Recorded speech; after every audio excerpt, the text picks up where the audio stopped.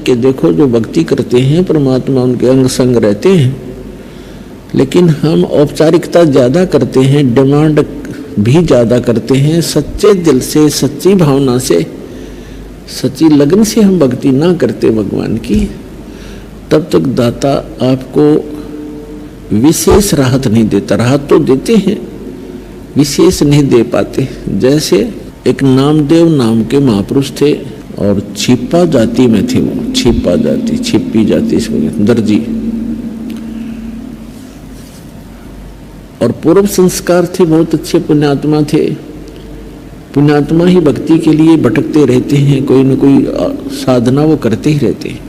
अपने आत्माओं जैसे नामदेव जी के माता पिता विट्ठल भगवान के पुजारी थे और पत्थर की मूर्ति बना रखी थी।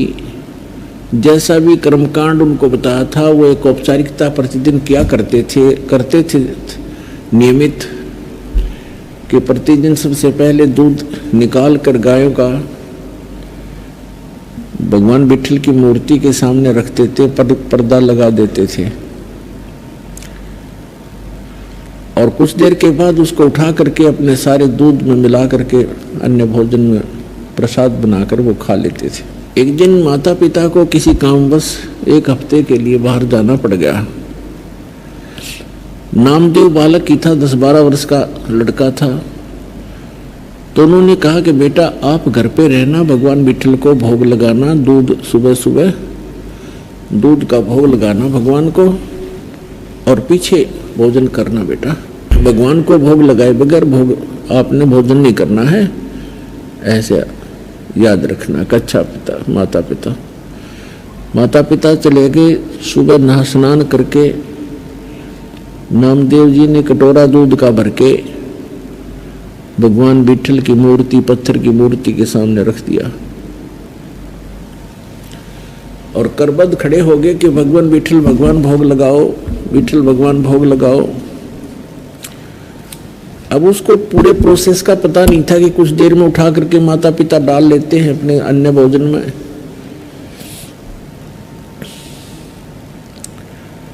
खड़ा रहा घंटा 2 घंटा, विट्ठल भगवान ने कोई भोग नहीं लगाया। उसमें कुछ चींटियां चढ़ गई तो उसने सोचा भी हमसे भगवान प्रसन्न नहीं है मेरे से, और उस दूध को वहां से उठा लिया। अगले दिन फिर नहा धो करके खूब हृदय से प्रार्थना की, दूध रख दिया, यही रहा, कुछ नहीं, भोग नहीं लगा, फिर उठा लिया। 2 दिन उन्होंने भी, भगवान नामदेव जी ने भी कुछ भी आहार नहीं किया। तीसरे दिन फिर ऐसा ही हुआ। बच्चा था, भूख से बहुत व्याकुल हो गया और कहा भगवान जब तक आप भोग नहीं लगाओगे, मेरे माता पिता का आदेश है, आपका दास भी भोजन नहीं कर सकता। मुझसे अवश्य कोई गलती हुई होगी, क्योंकि मैं पूरी पूजा विधि से परिचित नहीं हूं भगवान, बालक हूं, मेरी कोई त्रुटि है, क्षमा करो। आप भोग नहीं लगाओगे, मेरे माता पिता मुझसे नाराज होंगे, मुझे गुस्सा होंगे, और भगवान आप भोग लगाओ, मेरी त्रुटि को माफ करो प्रभु। अब तीसरे दिन जाकर के भगवान ने देखा कि बालक, वह पत्थर तो था नहीं, वो तो कुछ सुन नहीं रहा था, कुछ कर नहीं रहा था। अब कहते हैं 100 सलसीधर मैं करूं अपने जन के काज, स्वयं परमात्मा आए सुख समरूप धारण करके, और पत्थर की मूर्ति के हाथ ऐसे आगे को बढ़ा दिए, उनमें कटोरा पकड़ा, और नामदेव समझ रहा है कि पत्थर पी रहा है, और पी रहे थे भगवान सूक्ष्म रूप में। नामदेव की खुशी का कोई ठिकाना ना रहा। नहाया धोया, भोजन पाया। उनके माता पिता आए, उन्होंने तो आते ही पूछा कि बालक है, कहीं गलती से भोग ना लगाया हो भगवान को। पूछा बेटा भगवान को, विट्ठल भगवान को भोग लगाया था ना? उन्होंने कहा माता जी भोग तो मैं प्रतिदिन लगाता था, लेकिन भगवान ने नहीं लगाया। भगवान ने तीसरे दिन भोग लगाया, 2 दिन कुछ नहीं आहार किया, और मैंने भी कुछ नहीं किया। मैं भी दुखी बहुत हो गया था, भूख बहुत सताती थी, लेकिन मैंने भोग नहीं, मैंने आहार किया नहीं। तीसरे दिन मैंने विशेष प्रार्थना की, भगवान भोग लगाओ, तब भगवान ने भोग लगाया। अब वो नामदेव के माता पिता उस बच्चे के मुंह की तरफ देख रहे हैं कि ये झूठ बोल रहा है। ये कह रहा है कि तीसरे दिन भगवान ने दूध पी लिया, बट विठल भगवान की मूर्ति ने, उन्होंने सोचा ये झूठ बोल रहा है, इसने भोग भाग नहीं लगाया और हमसे डरता कह रहा है। लेकिन बच्चे के आव भाव से लग रहा था कि झूठ नहीं बोल रहा। तो उन्होंने पूछा, बेटा सचमुच भगवान ने दूध पी लिया? तीसरे दिन पिया माँ। पिताजी तीसरे दिन पिया। अच्छा कैसे? हमारे सामने पिला के दिखा।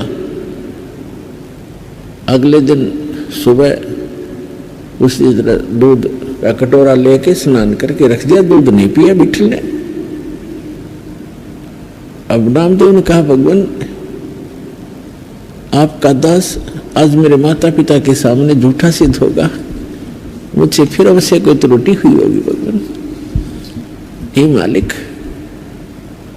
आप तो दयालु हो, भोग लगाओ प्रभु। उसी समय माता पिता के सामने मूर्ति के हाथ बड़े बड़े हुए, ऐसे जैसे आम हाथ होते ऐसे बन गए, और कटोरा पकड़ा और ऐसे दूध पी लिया। अब नामदेव के पिता के खुशी का ठिकाना नहीं रहा।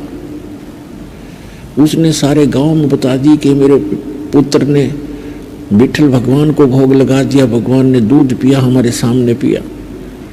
किसी गांव वाले का ये विश्वास नहीं हो कि झूठ बोलते हैं, बाउंडर फैलाते हैं, दुनिया को भ्रमित करते हैं। ये अपने बेटे की महिमा बनाना चाहता है, इसको महंत बनाना चाहता है। जैसा जैसी सोच जिसकी थी, पंचायत हो गई कि पंचायत के अंदर विठल भगवान की मूर्ति रखी जाएगी, उसमें दूध पिलाएगा तेरा पुत्र, मानेंगे नहीं तो देश निकाला देंगे, तुम्हें गांव से निकालेंगे।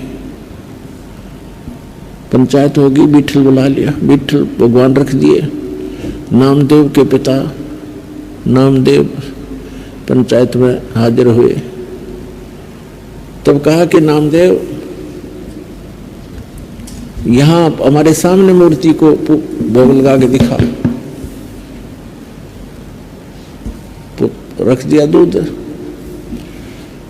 काफी देर होगी, जब सब लाल पीले हो गए, झूठा है, कपटी है, देखा ना, तब नामदेव ने कहा कि हे भगवान,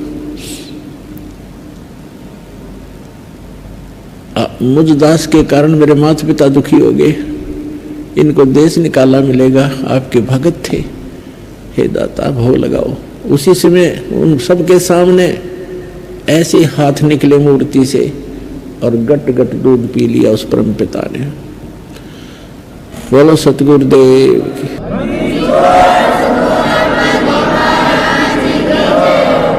तो पुण्यात्माओं, ये न तो मूर्ति पी रही थी, भगवान ने जो कुछ किया कबीर भगवान ने किया, और उस अपनी प्यारी आत्मा नामदेव के लिए किया, क्योंकि पूर्व जन्म का भक्त था।